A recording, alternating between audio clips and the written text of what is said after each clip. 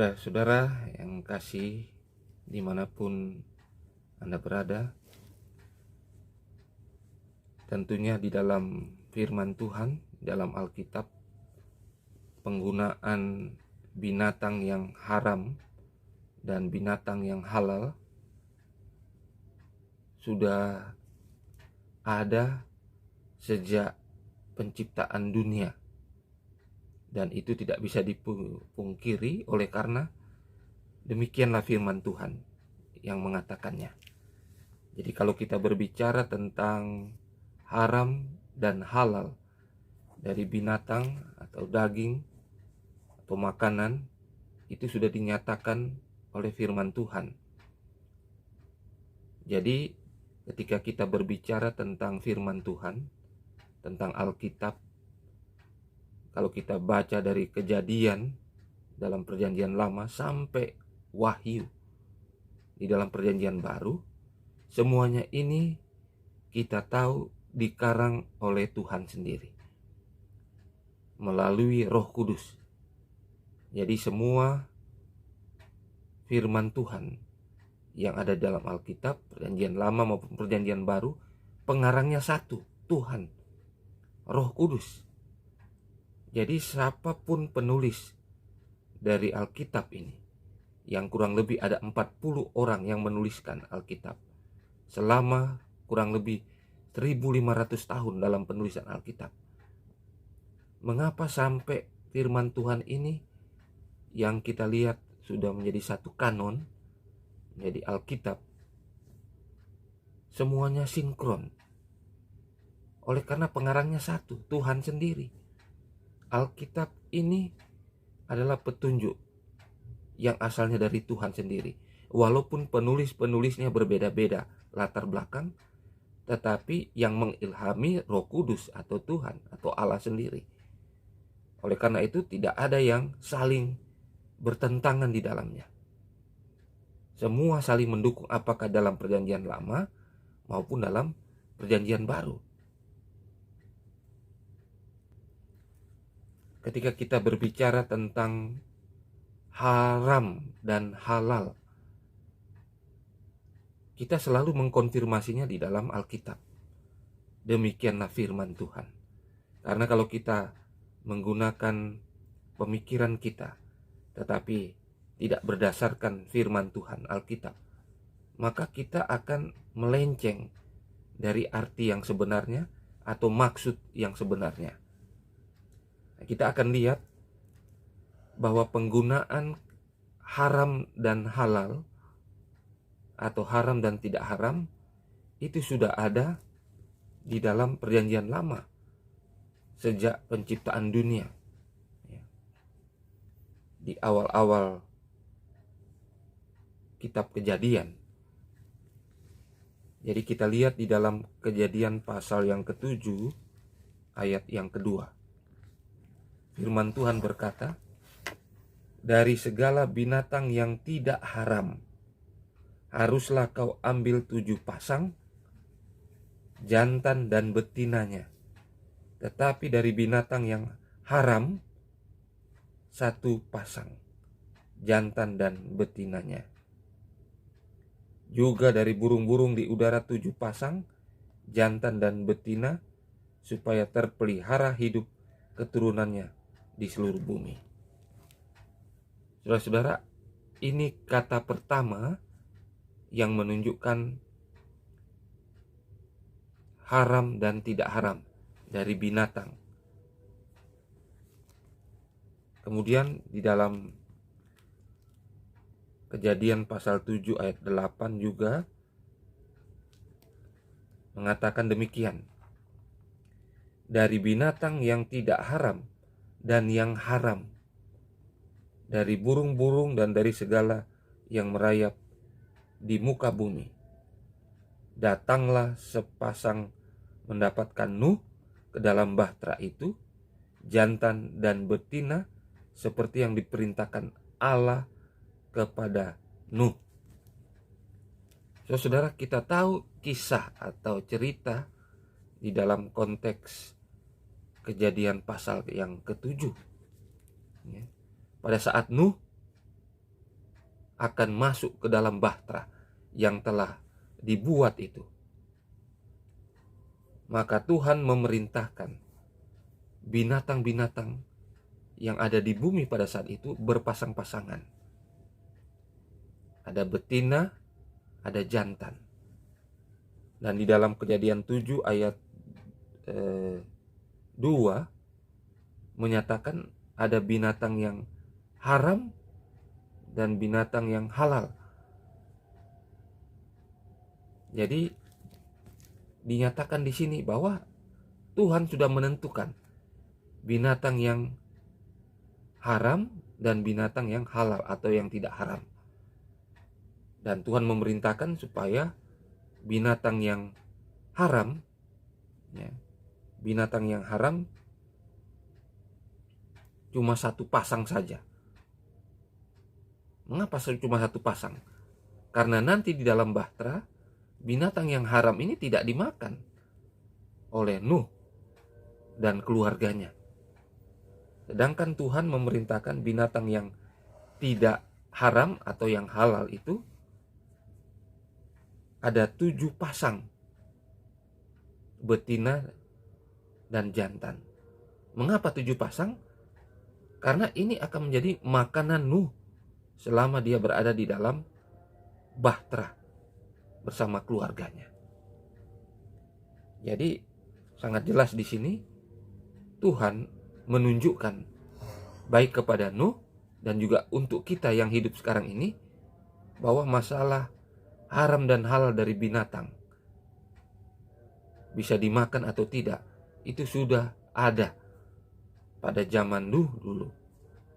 Bahkan jauh sebelumnya, sebelum zaman Nuh, Tuhan sudah menyatakan bahwa ada binatang yang haram dan ada binatang yang halal. Kemudian kalau kita lihat di zamannya bangsa Israel, pada zaman Musa pada saat itu, di dalam Imamat pasal 11, Tuhan berfirman kepada Musa dan Harun pada saat itu supaya diberitahukan kepada bangsa Israel bahwa ada binatang yang haram dan binatang yang halal yang harus diikuti oleh bangsa Israel pada saat itu. Jadi sekali lagi, Tuhan dari dulu, sekarang, sampai selama-lamanya tidak berubah. Jadi apa yang dinyatakannya itu berlaku terus dan tidak pernah dibatasi sampai beberapa generasi. Tetapi sampai sekarang firman Tuhan itu berlaku. Dalam hal ini kita berbicara tentang binatang yang haram dan yang halal. Nah, di dalam Imamat pasal 11 ini dinyatakan di situ semua. Binatang yang haram dan binatang yang halal. Dan ada ciri-ciri mana binatang yang haram, mana yang halal. Dari binatang-binatang yang ada di darat, binatang yang ada di laut, dan yang menggunakan sayap atau yang terbang. Ada ciri-cirinya. Jadi tidak semua binatang itu haram, tidak semua binatang itu juga halal. Jadi ada ciri-ciri khasnya yang perlu kita ikuti berdasarkan petunjuk firman Tuhan. Dan itulah yang harus kita ikuti. Bagian pertama untuk binatang yang halal yang boleh dimakan berdasarkan petunjuk firman Tuhan di dalam Imamat 11 ayat yang keempat. Tetapi inilah yang tidak boleh kamu makan dari yang memama biak atau dari yang berkuku belah. Ada unta disebutkan di sana karena memang memama biak tetapi tidak berkuku belah. Itu haram. Kemudian ada banyak binatang juga yang dinyatakan di sana yang haram. Jadi ini binatang yang ada di darat. Yang petunjuk yang pastinya itu terdapat di dalam Imamat pasal 11 ayat yang ketiga. Ini ciri khas binatang yang ada di darat yang boleh dimakan. Setiap binatang yang berkuku belah, yaitu yang kukunya bersela panjang dan yang memama biak boleh kamu makan. Jadi binatang yang di darat dia punya ciri-ciri khas yang boleh dimakan. Dia harus berkuku belah dan memama biak. Jadi kalau ciri-cirinya ini salah satunya tidak ada, tentu itu haram. Jadi kalau yang berkuku belah, memama biak, binatang-binatang di darat ini antara lain ada domba, ada kambing, ya, sapi atau lembu, ada kerbau. Ya. Inilah binatang-binatang yang boleh dimakan yang ada di darat. Kemudian kalau kita bicara tentang binatang yang ada di air, firman Tuhan mengatakan dalam Imamat 11 ayat 9, inilah yang boleh kamu makan dari segala yang hidup di dalam air. Segala yang yang bersirip dan yang bersisip dalam air, dalam lautan, dalam sungai, itulah semua yang boleh kamu makan. Jadi yang ada di dalam air itu ciri khasnya yang boleh kita makan harus ada sirip dan bersisik. Dua hal ini satu paket dan harus dijalankan. Jadi tidak boleh kita cuma bersisik saja atau cuma bersirip saja. Harus satu paket dua-duanya. Oleh karena itu, untuk mencari tahu makanan yang haram dan halal di air, di laut, di sungai, kita harus lihat ciri khas ini. Tentunya kita sudah tahu ikan-ikan itu banyak ya yang ada di air, tetapi tidak semuanya boleh dimakan. Ya. Kalau kita lihat bangsa Amerika Serikat, khususnya angkatan lautnya, mereka punya peraturan ketika mereka berada di tengah laut, lalu mereka kehabisan makanan dan mereka akan menangkap makanan atau ikan di laut, maka aturan yang mereka buat adalah makanlah ikan yang ada sirip dan sisiknya, maka kamu akan aman dan selamat. Karena apa? Karena ini petunjuk Alkitab, firman Tuhan. Jadi mereka menjalankan itu dengan baik. Sehingga kalau mereka keluar dari sana, maka mereka akan keracunan. Ada banyak ikan di laut sana, kalau dia tidak bersirip atau tidak bersisik, salah satunya ada yang beracun dan berbahaya, bisa mematikan. Oleh karena itu undang-undang atau aturan yang dibuat oleh Angkatan Laut Amerika Serikat sangat baik sekali, karena berdasarkan petunjuk dari firman Tuhan sendiri. Itu contoh ya, mengapa kita perlu mengikuti petunjuk Tuhan, karena Tuhan tahu kebutuhan kita. Tuhan tahu mana yang bisa kita makan, mana yang tidak bisa kita makan. Kemudian petunjuk firman Tuhan untuk binatang yang haram dan halal dari yang ada di udara, artinya yang punya sayap, itu ada di dalam Imamat pasal 11 ayat 21. Jadi dikatakan, tetapi inilah yang boleh kamu makan dari binatang yang merayap, bersayap, yang berjalan dengan keempat kaki, yang mempunyai paha sebelah atas kakinya untuk melompat di tanah. Jadi disebutkan di sana ada belalang gambar, belalang kunyit, dan semua yang ada hubungannya dengan itu. Jadi belalang dengan jenis-jenisnya.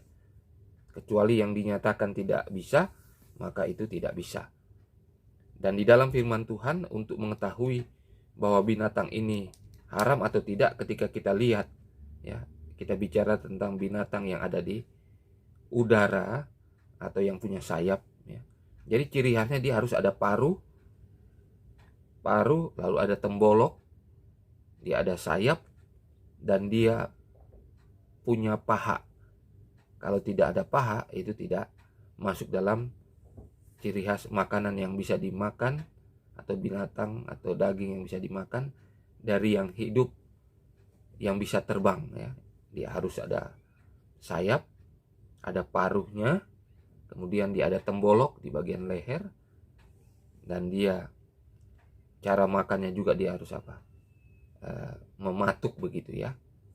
Jadi ini ciri khas yang perlu kita lihat agar kita tidak melanggar aturan atau perintah Tuhan dalam hubungan untuk menjadi makanan kita ya, daging dalam kehidupan kita. Oleh karena kita berbicara khusus tentang makanannya atau daging babi, apakah itu haram atau tidak, kita lihat firman Tuhan. Sekali lagi, firman Tuhan dari dulu, sekarang, sampai selama-lamanya tidak berubah. Karena Tuhan tidak berubah. Apa yang sudah dinyatakannya, itu yang kita ikuti. Kita lihat di dalam Imamat pasal 11, ayat yang ke-7. Dikatakan di sana, demikian juga babi hutan. Karena memang berkuku belah, kukunya bersela panjang, tapi tidak memamah biak.